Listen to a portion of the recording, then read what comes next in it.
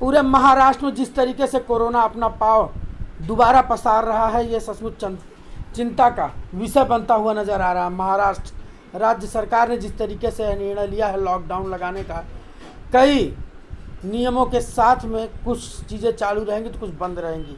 यह सविस्तार जानकारी हमारे साथ डीसीपी योगेश चौहान ने दी है, हम आपको सुनाने का प्रयत्न कर रहे हैं। पर इस कोरोना वायरस के बचाव के लिए हमें नियमों का पालन करना बहुत ज़रूरी है। मास्क लगाए, सोशल डिस्टेंसिंग का पालन करें, सैनिटाइज़र का प्रयोग करें। इन सब के साथ साथ जिस तरीके से पुलिस गाइडलाइन पुलिस ने जारी किया है उसी के अनुसार चले कि हमारा काम भी चलता रहे और कोरोना पर हम विजय भी पा सकें। महाराष्ट्र राज्य सरकार ने जिस तरीके से इस पर कड़ा रवैया अख्तियार किया है, इसे लेकर के आज डीसीपी योगेश चौहान ने एक पत्रकार परिषद सीपी के कहने पर बुलाया है। हम आपको लेकर चलते हैं सुनाने के लिए क्या चीज़ बंद रहेंगे, क्या चीज़ चालू रहेंगे, किस तरीके से लॉकडाउन में रहना है, ये सारी जानकारी उन्होंने दी है। चलिए सुनते हैं डीसीपी योगेश चौहान को। कल जो सीपी साहब की तरफ से कमिश्नरेट में जो जिसे हम कहते हैं कि मनाही आदेश जो है कल से लागू किया गया है, उसमें 144, आपको तो पता है कि 5 और 5 से ज़्यादा लोग अगर दिखेंगे एक साथ तो उनके ऊपर कार्रवाई की जाएगी। और गवर्नमेंट की तरफ से 4 अप्रैल 2021 को किस तरीके से ये मिनी लॉकडाउन जिसे हम बोल सकते हैं वो आदेश जारी किया गया है, क्या शुरू रहेगा और क्या शुरू नहीं रहेगा, वो इसके बारे में मैं थोड़ा डिटेल में बताना चाहूँगा। कि जैसे कि पहले से शाम 8 बजे से लेके सुबह 7 बजे तक संचारबंदी जो है, कर्फ्यू पूरे हमारे भिवंडी शहर में लगा हुआ है, वैसे ही कल की जो गाइडलाइन आई है उसमें आज सुबह से ही जो मतलब जो अलग अलग आस्थापना है तो वो सब बंद करने के आदेश दिए गए हैं। लेकिन उसमें कुछ जो एस्टेब्लिशमेंट्स है, कुछ जो आस्थापना है जहाँ पे लोग काम करते हैं उनको छूट दी गई है। कि इसमें सबसे पहले जो इमरजेंसी सर्विसेज है जिसे बोलते हैं इसेंशियल सर्विसेज जो है, उसमें हॉस्पिटल, चिकित्सालय, वैद्यकीय विभाग कार्यालय, औषध विक्रेते, औषध में ये फार्मास्यूटिकल से मेडिकल वाले, ड्रगिस्ट या हॉस्पिटल वाले, इनको छूट दी गई है। वैसे ही किराना, भाजीपाला जो है, ग्रोसरी जो खाने पीने के लिए जो सामान लगता है, वो दुकान जो है, मिठाई, इनको इसमें छूट दी गई है। और जो टैक्सी हमारे यहाँ या ऑटो रिक्शा वगैरह, ऑटो रिक्शा में 2 लोग बैठ सकते हैं, 4 व्हीलर है उसमें आधे लोग बैठ सकते हैं, अगर 8 लोग बैठते हैं तो वहाँ पे 4 लोग बैठ सकते हैं। और बाकी जो गुड्स कैरियर जो है, पावर लूम से रिलेटेड जो कारोबार चलता है उसको उनको छूट दी गई है। उनकी ट्रैवलिंग, उनका गुड्स का जो है उसके लिए शासन ने, गवर्नमेंट की तरफ से छूट दी गई है। पावर लूम जो है वो चल सकते हैं, लेकिन उसमें भी जो पावर लूम में काम करते हैं वो जो मज़दूर है या वहाँ के वर्कर है, सुपरवाइज़र हैं, उन लोगों ने उनका जो है कि वैक्सीनेशन कर लेना ज़रूरी है।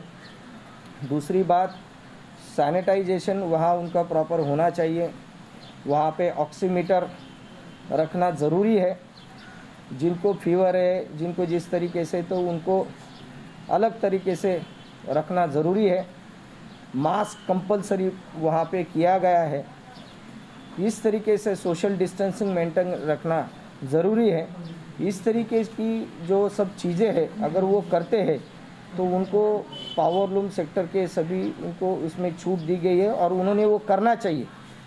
और दूसरी बात इसमें कि जो बाहर हम बच्चे खेलने जाते हैं मैदान में, जो है जो अलग अलग जिम्स है, उसके बाद है कि स्विमिंग पूल है, मनोरंजन की जो अलग अलग जगह है वहाँ पे बैन किया गया है, वहाँ वो बंद रहेगी। और ये काल में जो है तो स्ट्रिक्टली 100% वो बंद होना चाहिए, उसको अलाउड नहीं किया गया है। लेकिन जो खासगी जो कोऑपरेटिव, खासगी बैंक, शेयर मार्केट, विद्युत वितरण कंपनी, दूरध्वनि सेवा, इस बैंकिंग सेवा देने वाले जो है ये चालू रहेंगे। उसमें भी गवर्नमेंट के इसमें 50% जो प्रेजेंसी है वो इम्पोर्टेंट रखी गई है, मतलब 100% वो नहीं रहेगा। और इसमें जो है वो मैंने जैसे बताया बार है, जो खाने पीने के जो मतलब शॉप्स है वो बंद रहेंगे, लेकिन उसमें पार्सल सेवा जो है वो चालू रहेगी।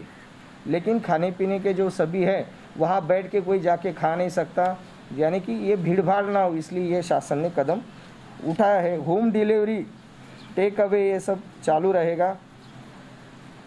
और जो होम डिलीवरी करने वाले हैं उन लोगों ने भी, जो घर जाके होम डिलीवरी करते हैं, तो उनको भी वैक्सीनेशन उन्होंने कर लेना ज़रूरी है, ये निर्देश दिए गए हैं। और वो जो जिस तरीके से ये रेस्टोरेंट्स और बार है या ऐसा कुछ करते हैं, उन सभी लोगों ने ध्यान में रखना चाहिए कि आप सभी लोगों का वहाँ के उनके सोशल डिस्टेंसिंग है, वैक्सीनेशन है, मास्क लगाना, ये सब चीज़ें कंपलसरी वो फॉलो करनी है।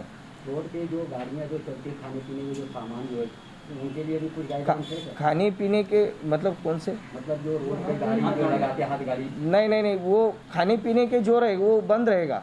खाने पीने का जो है वो बंद रहेगा, ठेले वाले, गाड़ी वाले, लेकिन फ्रूट्स वगैरह वो जो है जिससे वो चालू रहेगा।